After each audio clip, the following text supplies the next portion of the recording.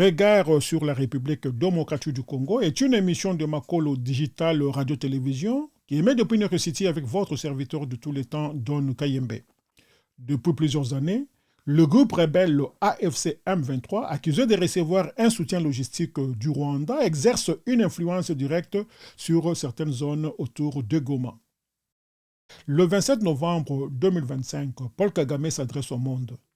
Derrière ce mot, une stratégie politique claire, repositionner le Rwanda comme un acteur central dans le Grand Lac, remettre en question la République démocratique du Congo et contrôler la narration du conflit. Dans cet épisode, nous analysons chaque message, chaque signe et chaque implication. Bonjour à toutes, bonjour à tous et bienvenue dans Regard sur la République démocratique du Congo, votre rendez-vous pour comprendre les dynamiques économiques, sécuritaires et géopolitiques de la République démocratique du Congo et de la région du Grand Lac. Notre thème du jour est « Paul Kagame met en pause la paix en République démocratique du Congo ». La conférence de presse de Kagame n'était pas un simple exercice d'information. Elle intervient dans un contexte de forte tension avec la République démocratique du Congo. Depuis plus d'un an, Kigali était accusé de soutenir la rébellion AFC M23 et déstabiliser le nord et le sud Kivu. Mais ce 27 novembre, Kagame change de stratégie. Il veut reprendre la maîtrise du récit et imposer une nouvelle lecture du récit. Et comme stratégie, accuser Kinshasa de bloquer le processus de paix. Premier point clé, Kagame accuse la République démocratique du Congo de freiner le processus de paix négocié à Washington. Selon lui, Kinshasa traîne le pied et ne respecte pas ses engagements. Pendant des mois, Kigali était montré du doigt. Aujourd'hui, il inverse la charge, se présentant comme un outsider contraint. Une posture qui renforce sa position dans les négociations et place Kinshasa sous pression internationale. Ensuite, il a cherché à créer une ambiguïté autour de AFC M23. Ceci constitue le deuxième point central. Kagame nie tout soutien direct, mais inscrit la rébellion dans un contexte plus large de multiples groupes armés qui sévissent dans l'est de la République démocratique du Congo. Cette stratégie a trois objectifs qu'il poursuit. 1. Diluer la responsabilité rwandaise. 2. Justifier la présence de troupes rwandaises à la frontière. Et 3. Se présenter comme garant de la stabilité dans la région. Un moment clé de la conférence a été la question des réouvertures de l'aéroport international de Goma. Ce sujet qui semble technique ou humanitaire devient hautement politique. Lors de sa conférence de presse du 27 novembre 2025, Paul Kagame a remis en cause la logistique d'une réouverture immédiate de l'aéroport international de Goma. Selon lui, la question doit être discutée directement avec le rebelle qui contrôle la ville. Il a accusé le gouvernement congolais de refuser d'assumer ses responsabilités dans le conflit de l'Est et a jugé que toute reprise de l'aéroport ne saurait se faire sans prise en compte des réalités du terrain. D'une manière plus générale, Kagame a exprimé un scepticisme de la mise en œuvre de l'accord de paix récemment négocié entre son pays et la République démocratique du Congo.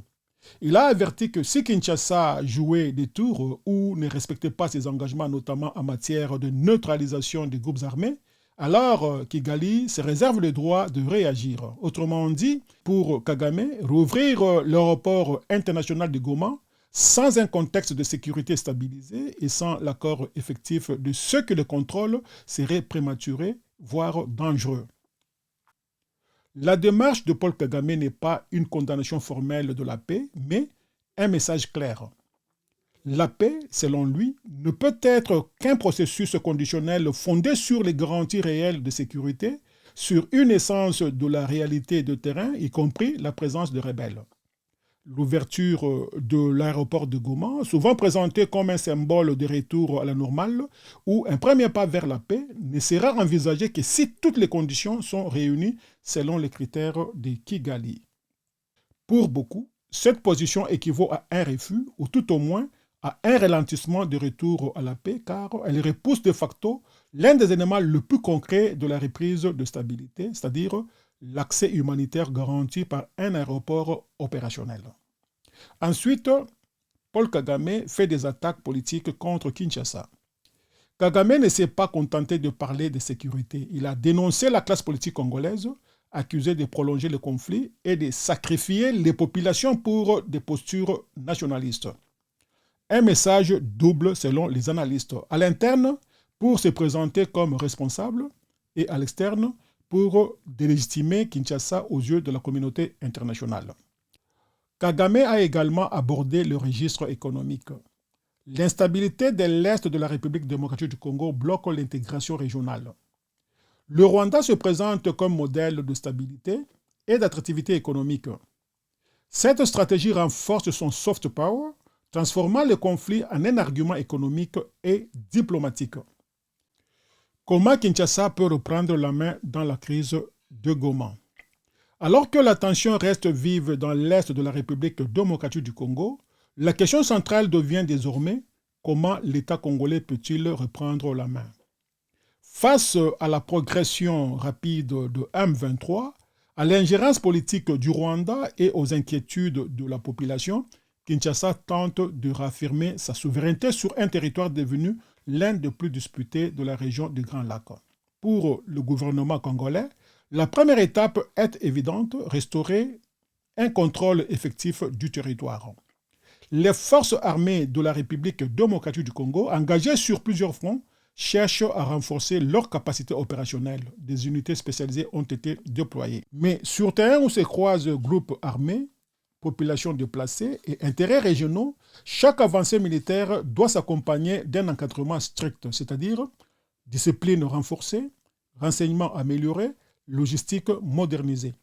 La reprise du terrain ne peut pas être progressive, mais elle doit demeurer une condition première de rétablissement de l'autorité de l'État. Au-delà du militaire, Kinshasa veut réaffirmer un principe fondamental.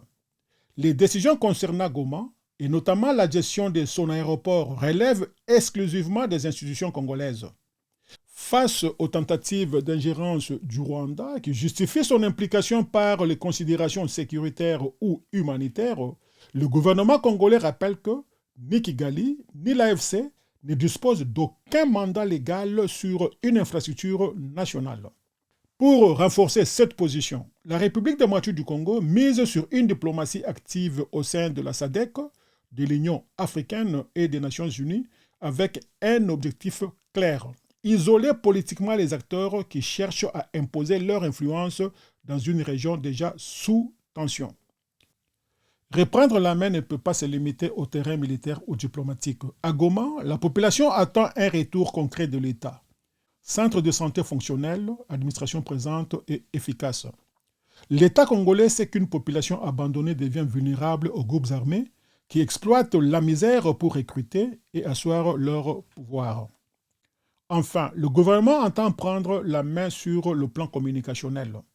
Dans un conflit où les perceptions jouent un rôle déterminant, Kinshasa veut contrer les narratifs qui présentent la République démocratique du Congo comme un acteur passif ou débordé par les événements. Message cohérent, communication institutionnelle renforcée, documentation précise des ingérences extérieures, la bataille de l'information devient un levier stratégique pour consolider la position congolaise sur la scène régionale et internationale. Reprendre la main dans la crise de Goma ne se fera ni en un jour, ni par une seule mesure. La République démocratique du Congo doit avancer sur plusieurs fronts: sécurité, diplomatie, gouvernance, communication avec une vision cohérente et durable. La tâche est immense, mais indispensable, car au-delà de Goma, c'est la question de la souveraineté congolaise et de la stabilité régionale qui se joue dans cette bataille complexe et multidimensionnelle. Enfin, quelle est la conclusion de notre analyse? Cette conférence de Paul Kagame est un exercice de stratégie narrative. La République démocratique du Congo apparaît comme un obstacle, le Rwanda comme un stabilisateur, le M23 comme acteur parmi d'autres. Mais derrière ce discours maîtrisé, la tragédie humaine reste entière. Déplacements massifs, souffrances civiles, urgence humanitaire. Kigali renforce sa position internationale, mais complique les relations avec Kinshasa et le retour au dialogue constructif. C'est tout pour aujourd'hui. Merci d'avoir suivi cet épisode de Regard sur la République démocratique du Congo, une émission de Makolo Digital Radio-Télévision depuis New York City avec votre serviteur de tous les temps, Don Kayembe. Retrouvez-nous bientôt pour une nouvelle analyse au cœur des enjeux qui façonnent l'avenir de notre pays, la République démocratique du Congo, et dans la région du Grand Lac. Si vous souhaitez en savoir plus sur la situation dans l'Est de la République démocratique du Congo ou les options diplomatiques du pays, laissez-nous un commentaire ci-dessous. Nous vous implorons de vous abonner sur nos différentes plateformes et partager cette vidéo. Et à très bientôt pour un nouvel épisode. En attendant, ciao.